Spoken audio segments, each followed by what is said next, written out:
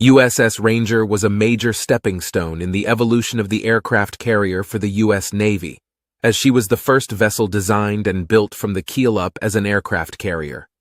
Named in honor of the famous sloop of war of the Continental Navy, she was undersized and underpowered and viewed as too slow to serve with the Pacific Fleet's fast carrier task forces. Ranger was regulated to training and air support roles, which she fulfilled admirably while serving in both the Atlantic and Pacific theaters. She helped train and qualify hundreds, if not thousands, of US Naval Aviators, and in this role, she was as vital to the war effort as any other fleet carrier in the Navy's inventory. Ranger's design was largely dictated by the tonnage limitations of the Washington Naval Treaty. The US Navy had 70,000 tons left over for the construction of aircraft carriers after the completion of the Lexington class. Naval architects developed 3 preliminary designs using the remaining tonnage: 3 23,000-ton carriers, 4 17,250-ton carriers, and 5 13,800-ton carriers. The smallest design was selected because the 5 ships would provide the largest aggregate aircraft capacity, and war games conducted by the Naval War College had shown that severe attrition would occur in any likely war the U.S. would find itself in. This is indeed exactly what happened in the first year of the Pacific War. In a precursor of things to come, the U.S. Navy sought to outpace any potential enemies in the number of planes and ships it had. But Ranger would end up being the first and only ship of her class to be built, though. As the Navy gained more experience operating aircraft carriers during the late 1920s and early 1930s, they realized quite quickly that this class was simply too small and lacked the necessary speed to do the job they envisioned properly. So the Navy nixed the rest of her class before laying any of their keels down, and instead redirected their efforts into developing the larger and faster Yorktown class. Ranger's keel was laid down on September 26, 1931, and she was launched in February 1933. She had an overall length of 769 feet, a beam of 80 feet, and displaced 14,800 tons. Her flight deck was 709 feet long and 109 feet wide. Ranger was the classic engineering tale of, "It looked good on paper," as the Navy reworked her design several times. One major change was the addition of an island structure on her flight deck. She was originally designed as a flush deck carrier, meaning she had no island, but flight operations on Lexington and Saratoga proved it was a good idea to have one. But, as her propulsion machinery was already in place, it was deemed too costly to rebuild her uptakes through her island, as was customary. This left in place the triple funnels on each side of her aft flight deck, which is the easiest way to distinguish her from all of the other pre-war U.S. carriers. These funnels had hinges, and they rotated down and out during flight operations. Her stacks had to be placed far aft due to the location of her boilers, and all of this was done to reduce smoke dispersing over her deck, which interfered with flight ops. This arrangement had a monumental impact on her propulsion machinery, though, as it had to be reduced in size in order to fit inside her hull farther aft than normal.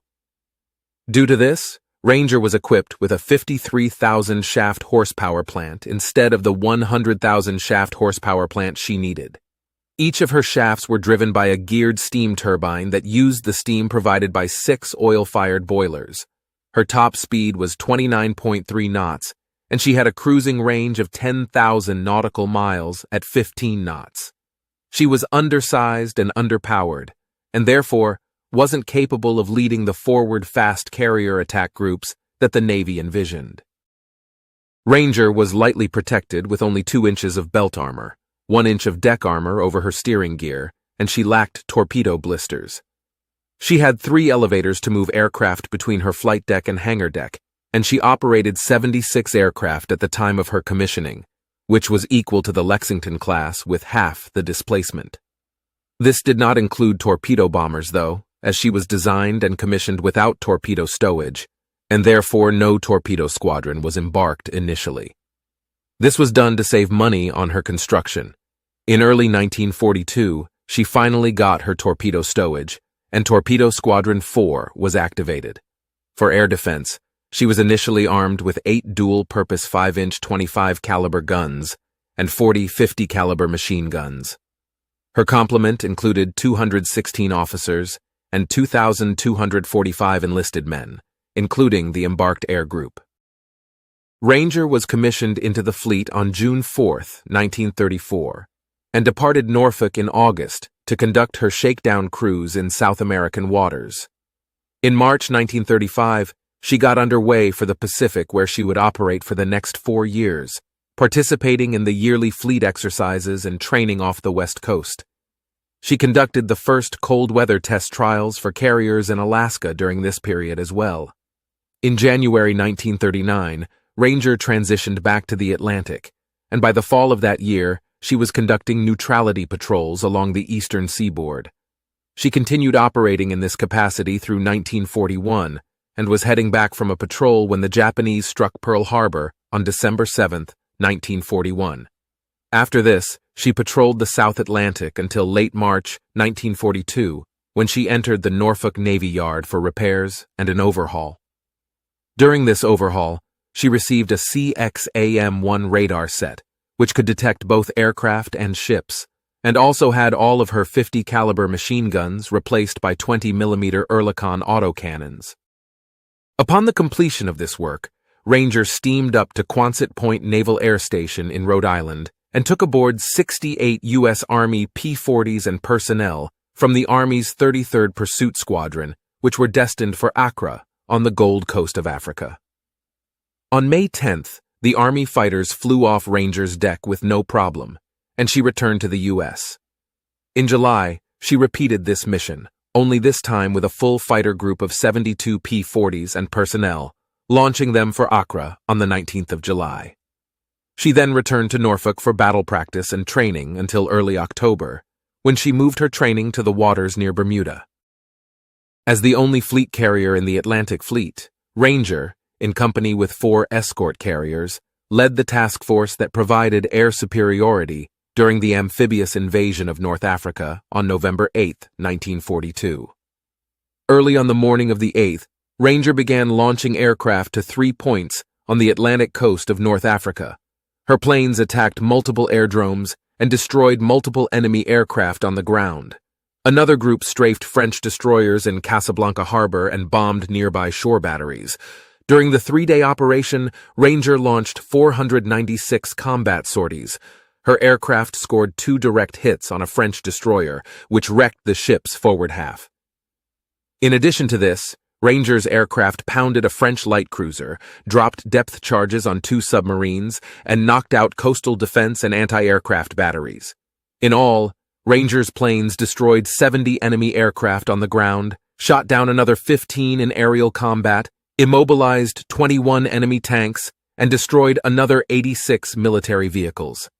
Ranger lost just 16 aircraft during the entire operation, and Casablanca fell to Allied forces on November 11th. Ranger departed for Norfolk the next day.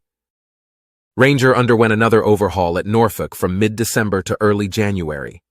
Her 1.1-inch mounts were replaced with the much more capable 40mm Bofors gun, and she received 6 quadruple mounts of these.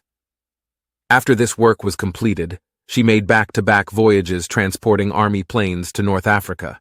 Then, during April 1943, an interesting event took place involving Ranger. On the 25th, German radio announced the sinking of Ranger in the North Atlantic by U-404. The commander of U-404 was even awarded the Knight's Cross by Adolf Hitler for this action. The U.S. Navy quickly issued a denial of this report the next day, and Ranger was obviously not actually sunk. She patrolled and trained pilots along the New England coast from March to late July, when she was dispatched to cover for the SS Queen Mary, as she brought British Prime Minister Winston Churchill to the Quebec Conference in early August. Afterwards, she sailed to join the British Home Fleet in Scapa Flow. During her stay with the Home Fleet, she operated in the area of the British Isles and off the coast of Norway, covering the northern convoy route against incursions by large German surface ships and making one raid on German shipping at Bodo in early October. During this operation, Ranger's pilots attacked a German convoy, subsequently severely damaging a tanker and a smaller troop transport. They also sank 2 German merchantmen. A second attack group destroyed an enemy freighter and a small coastal ship. During the operation, only 3 aircraft were lost. Later that afternoon, the Germans finally located Ranger.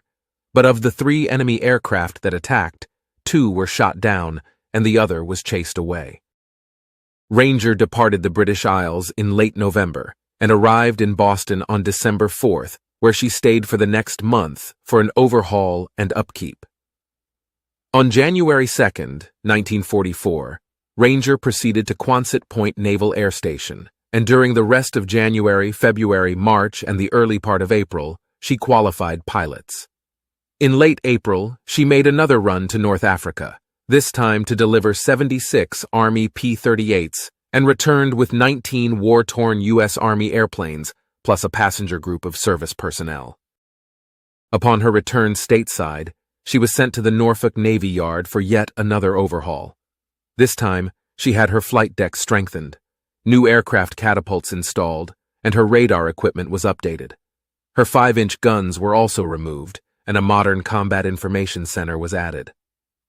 After these alterations were completed, she donned her dazzle paint and got underway on July 11th for operations in the Pacific, and arrived at Pearl Harbor on August 2nd. Ranger spent August and October in Hawaiian waters, conducting night carrier training operations and qualifications before being sent to the West Coast. She operated out of San Diego, training air groups and squadrons, as well as qualifying new pilots for the duration of the war. By war's end, a total of 35,784 landings had been completed on Ranger during her time in the Pacific Theater.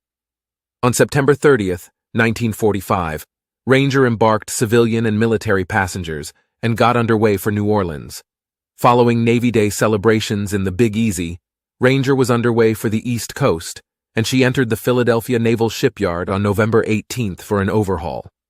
The ship remained on the eastern seaboard until she was decommissioned at Norfolk on October 18, 1946. She was struck from the Naval Vessel Register on October 29th and was sold for scrap in January 1947. In the end, although she didn't get to take part in any of the major carrier battles of the war, she still played just as pivotal of a role by supporting operations and training the pilots that ultimately led her nation to victory.